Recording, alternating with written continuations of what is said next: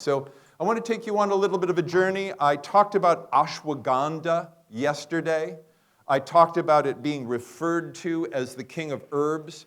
I want to go into this a little bit more deeply. I've got about 5 botanicals in this presentation, and depending on how much I wander off and digress and interrupt myself will determine whether I get through this or not, but I appreciate you being here. So this is 2 men in the eastern Ghats of southern India digging up an ashwagandha plant. It is the root that is used, and as I will describe to you, this has been employed for a long time, over thousands of years, by hundreds of millions of people with tremendous safety. Can't say the same thing about modern pharmaceuticals. You cannot say that. By the way, a digression. Who invented the recreational drug ecstasy? Anybody know? Merck Pharmaceuticals. Who invented heroin? Bayer. Heroin was the cure for morphine addiction. Anybody here know any morphine addicts? Okay, 1. It's mostly heroin addicts now. So it worked. The #1 purveyor of cocaine in the United States, the one that really got it going, Parke-Davis Pharmaceuticals. Who invented LSD? Sandoz Pharmaceuticals. Who invented psilocybin? Sandoz Pharmaceuticals. If you want to know where drugs of all kinds come from, look to the pharma companies. But we're going to spend our time in nature's pharmacy. Ayurveda, which means the science of life, and I'm going to get rid of this sport jacket. It does me no good. You don't care, right? I've shown that I can sort of, kind of dress up a little bit. I consider that job well done. All right. Ayurveda, the science of life, is about 5,000 years old. It is the oldest fully articulated healthcare system in the world. The deity that you see represented on the wall here, it will appear any place that Ayurveda is practiced. This is the god Dhanvantari. It's convenient to have 4 arms, by the way.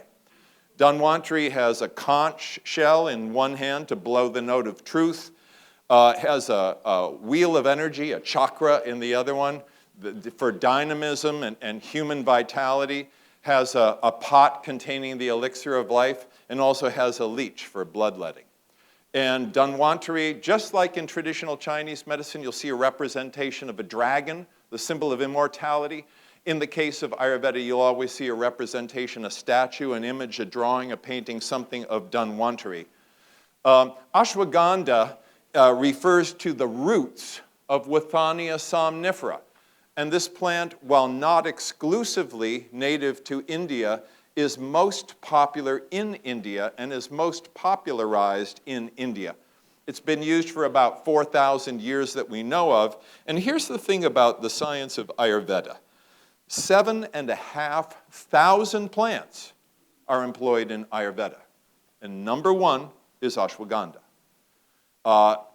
An Indian doctor who had been in clinical practice for over 30 years said to me, ashwagandha is the one thing I know I can give to anybody, any age, any condition, and never worry about causing them harm. This is utterly safe.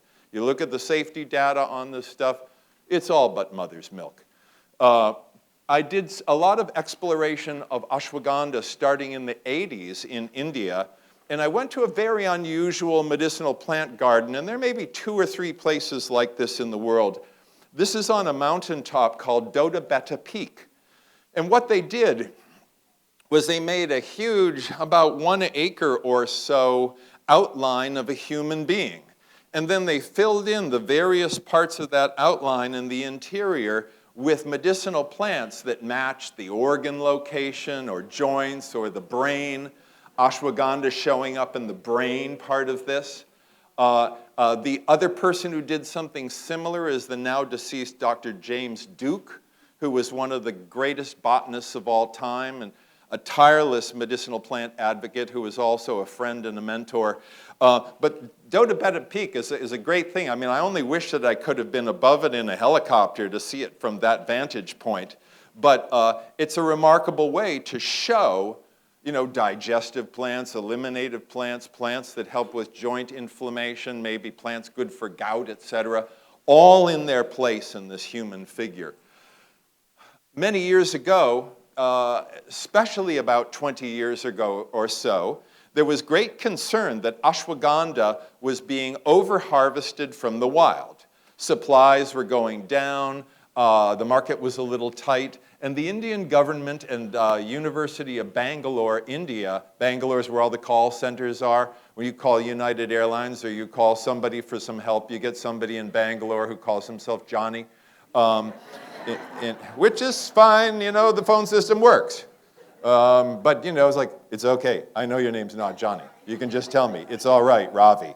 But in any case, they did this joint project where they had about 100 acres of medicinal plant seedlings, as you see here.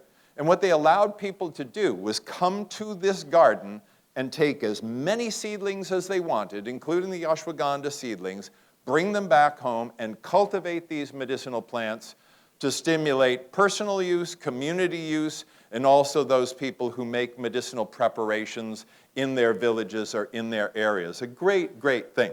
Now you might wonder why I have a picture of this guy stirring this pot. And I want to describe to you how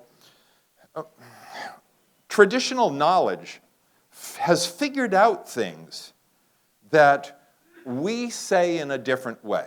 If you wanted to make a certain recipe, you might say, cook at 350 for 8 hours. That would be quite a lot of cooking, but just go with me on this. 2,000 years ago, they didn't have clocks and they didn't have temperature. So what did they say instead? This man is making chawanprash. Anybody who's spent time in an Indian household knows that there is no such thing as an Indian household that doesn't have a jar of chawanprash in it. It's a medicinal jam made from the amla fruit, very high in vitamin C, tangy and tart. It also always contains ashwagandha root. They didn't have cook at 350 for 8 hours. So they said instead, use a brass pot the thickness of a grown man's thumb. You look at that metal, you can see that's about right. As wide across as 2 forearm lengths. Okay. As deep as from fingertip to wrist. All right.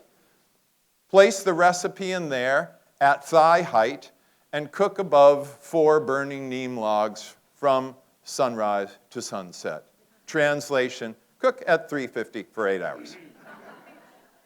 Anybody who knows anything about fire, knows anything about heat, knows anything about cooking, knows that different metals have different heat conductivity. And the thickness of metals will determine how quickly that heat is dispersed. And anybody who owns a fireplace or who burns fires anywhere at all knows soft woods burn cool.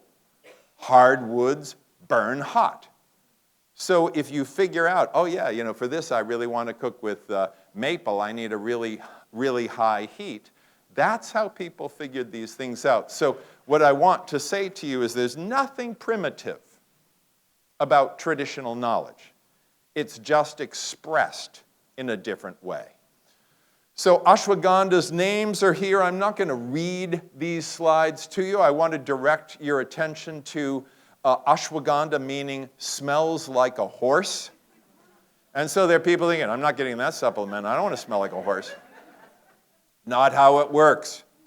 If you pull the fresh root and you break it open, you get this aroma that's kind of like a freshly exercised horse. In the traditional texts of Ayurveda, they also said ashwagandha gives you the strength of a horse.